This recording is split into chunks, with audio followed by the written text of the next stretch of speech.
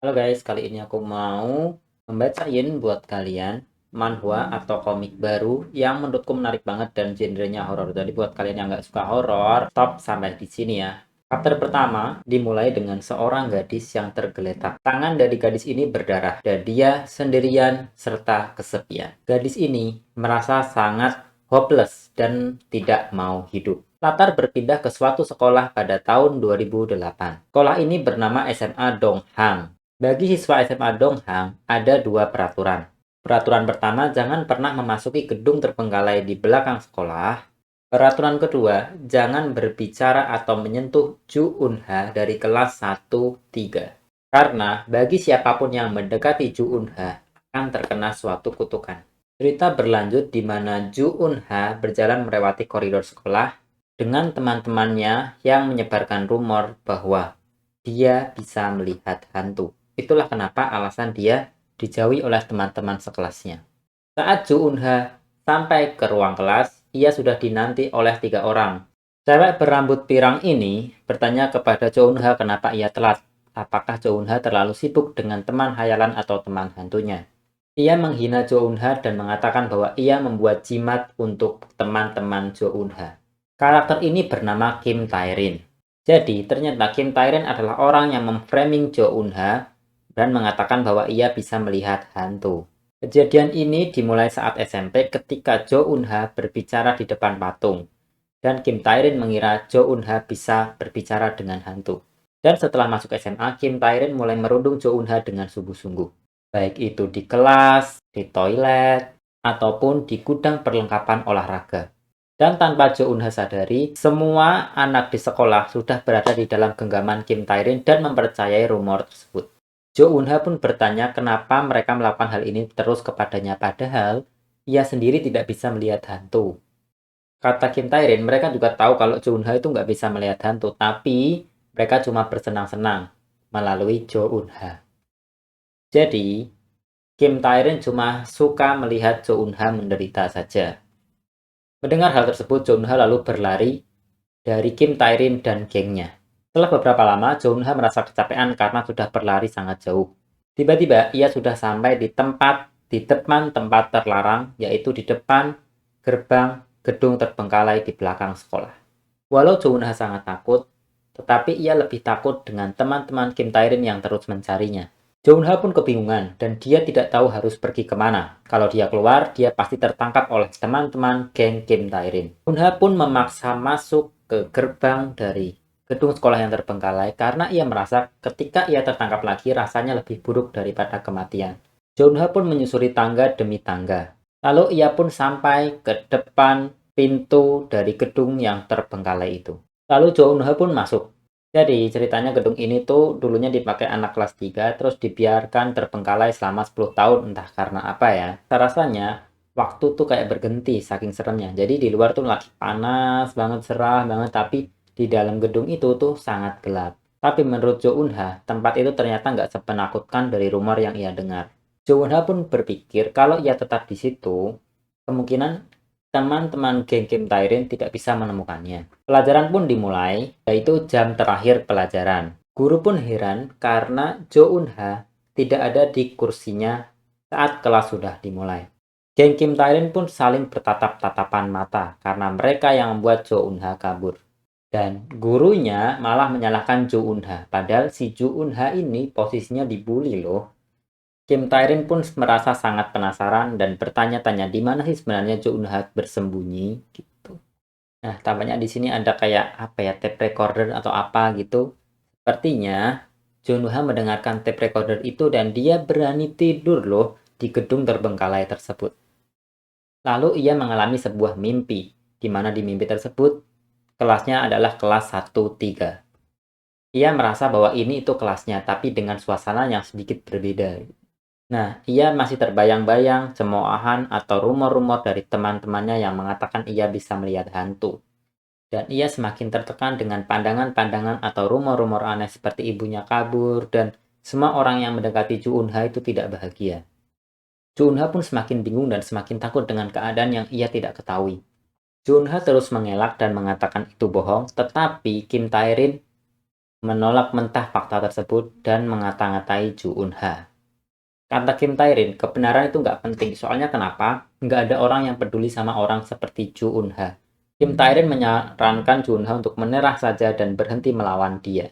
Namun, di belakang Kim Tae-rin terbentuk suatu kabut, suatu hitam yang Ju Eun-ha tidak pernah lihat. Kim Tae-rin pun bertanya apakah ada sesuatu di belakangnya sampai Ju Eun-ha seperti kelihatan heran. Sesuatu tersebut berbicara kepada Ju Eun-ha. Ju Eun-ha pun sangat gemetaran dan sangat takut. Kim Tae-rin pun merasa Ju Eun-ha itu berbohong dan tidak percaya dengan perkataan Ju Eun-ha. Lalu tiba-tiba muka Kim Tae-rin pun hancur. Sosok tersebut seperti melambaikan tangan kepada Ju Eun-ha. Sosok tersebut bertanya apakah dia atau Ju Eun-ha merupakan sosok yang mengundangnya atau orang yang mengundangnya. Lalu Ju Eun-ha pun terbangun dari mimpi. Ju Eun-ha pun celingak-celinguk karena ia takut ada seseorang di sana. Ju Eun-ha masih bertanya, mimpi macam apa itu? Dia nggak pernah kan merasakan mimpi-mimpi kayak gitu.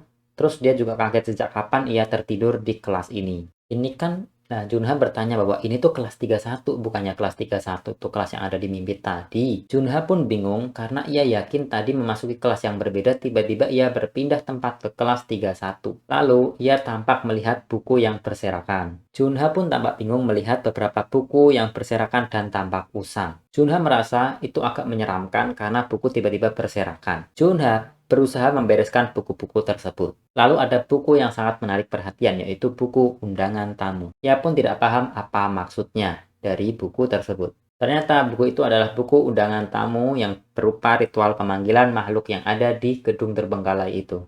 Kalau tamu yang diundang itu dijamu dengan baik dan dipulangkan sesuai prosedur, keberuntungan akan mengikuti orang yang mengundangnya. Tapi sebaliknya, kalau tamunya nggak puas, nyawa si pengundang bisa berada dalam bahaya. Junha pun merasa menyesal membaca buku tersebut karena buku tersebut membuat ia gelisah. Junha pun merasa bahwa ia nggak bisa lebih lama di situ gitu loh. Soalnya firasatnya buruk banget setelah dia mimpi aneh-aneh dan ada buku itu. Tiba-tiba pas dia mau keluar, tiba-tiba pas dia mau keluar dari kelas tersebut, Kim Tae-rin datang. Kim Tae-rin dan gengnya menghampiri Junha dan bingung kenapa Junha tiba-tiba kaget. Dikira dia nggak bisa ditemuin gitu. Jadi emang Kim Tae-rin tuh sudah lama pengen bawa seseorang ke gedung itu karena tempatnya angker dan Jo Eun-ha kan dirumorkan bisa melihat hantu. Kan masuk akal gitu loh. Malah Jo Eun-ha yang datang ke sini sendiri. Nah, di sini Kim Tae-rin membaca buku undangan tamu dan bertanya tentang pendapat Eun-ha mengenai hal tersebut. Kim Tae-rin berkata bahwa itu kelihatannya seru dan akan mencoba untuk mengundang tamu tersebut. Mendengar ide dan rencana dari Kim Tae-rin, Jo Eun-ha pun lari dari tempat tersebut. Namun, geng Kim Tae-rin menjambak rambut Eun-ha dan mencegahnya berlari ke pintu belakang. Kim Tae-rin pun berkata bahwa Jo Eun-ha harus meminta maaf kepada dia dan juga gengnya karena dia mencoba kabur. Jo Eun-ha pun bahkan harus berlutut di hadapannya. Di sini tampak Jo Eun-ha dipaksa berlutut dengan lutut yang berdarah-darah karena terkena pecahan kaca. Teman Kim Tae-rin yang satunya yang bernama Kwon Bona diminta untuk memegangi Jo Eun-ha agar ia tidak bisa berdiri. Jo Eun-ha datang sendirian ke tempat di mana banyak dilaporkan adanya penampakan. Jadi, Kim Tae-rin merasa bahwa Jo Eun-ha berbohong kalau Jo Eun-ha nggak bisa melihat hantu. Jo Eun-ha pun berkata bahwa ia tidak sengaja memasuki klub tersebut dan ia tidak berbohong. Ia benar-benar tidak bisa melihat hantu. Lalu Kim Tae-rin pun membuat sebuah penawaran. Kalau Jo Eun-ha melakukan apapun yang mereka perintahkan, mereka akan mengirim Jo Eun-ha pulang dengan tenang. Teman Kim Tae-rin yang lain bernama Park So-hyuk. Dia diminta untuk menahan Jo Eun-ha agar tidak kabur. Jo Eun-ha pun tampak gemetar karena lututnya sangat sakit setelah terkena pecahan dari kaca. Kim Tae-rin ternyata dia menulis huruf penyambutan karena instruksi di buku undangan tamu seperti itu. Lalu meja pun diatur sedemikian rupa dengan persembahan dan ini itu untuk mengundang tamu. Kim Tae-rin merasa selama mereka menyajikan sesuatu yang disukai hantu, pasti akan berhasil. Lalu Kim Tae-rin pun memeras darah dari lutut Jo Eun-ha untuk dijadikan persembahan mengundang tamu ini. Dan lengkaplah persiapan mereka, di mana lilin mereka ganti menggunakan senter HP. Jo Eun-ha pun diminta untuk menyelesaikan part terakhir yaitu membaca instruksi di buku undangan tamu. Jo Eun-ha pun dibanting oleh Kim Tae-rin setelah mengucapkan mantra tersebut dan ia dimasukkan ke dalam loker. Jo Eun-ha pun marah dan merasa dibohongi oleh Kim Tae-rin karena Kim Tae-rin tadi berkata kalau ia bisa pergi setelah melakukan semuanya. Tapi Kim Tae-rin membalas kalau melakukan semuanya artinya menunggu tamu sampai datang dan juga pergi. Jadi Kim Tae-rin ingin memastikan hal tersebut sampai selesai. Dan jahatnya mereka akan mengecek keadaan Jo Eun-ha besok pagi. Jadi Jo Eun-ha akan ditinggal di gedung terbengkalai yang angker itu semalaman. Jo Eun-ha pun sangat panik dan sangat takut dengan keadaan tersebut. Lalu, tiga orang ini pun berencana untuk balik dan keluar dari gedung itu. Park So-hyuk bertanya kenapa koridornya sangat gelap.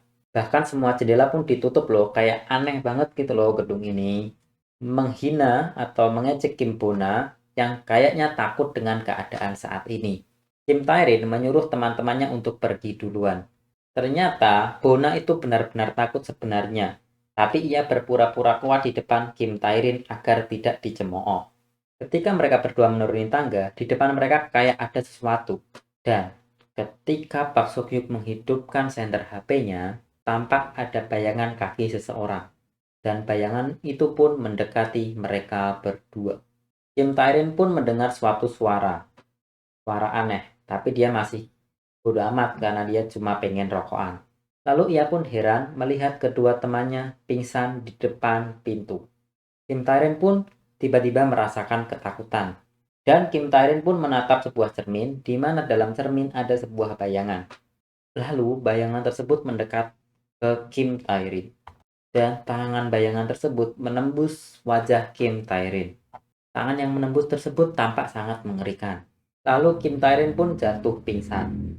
Sementara itu, Jo Eun-ha masih terkunci di dalam loker.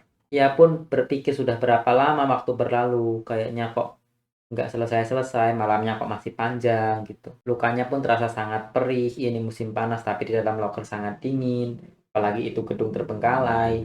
Ia pun overthinking gimana kalau nggak ada orang datang besok, terus nggak ada yang datang besoknya lagi, dia bakal terkurung di situ terus. Terus ada suara darah, darah gitu. Jo Eun-ha yang mendengar hal tersebut pun sangat takut. Apa sih suara apa sih itu gitu.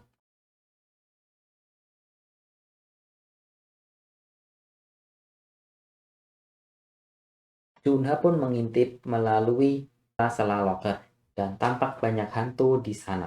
Junha pun sangat takut dan tidak menyangka kalau itu tuh nyata gitu. Hantu-hantu tersebut pun berkata, siapa di sana? Berikan padaku, berikan padaku, berikan padaku. Dan Junha semakin takut karena mereka semakin banyak dan semakin banyak. Kalau dia ditemukan di situ, di mana dia terjepit, gak bisa keluar, dia bisa apa gitu. Tiba-tiba suara-suara rame itu menghilang.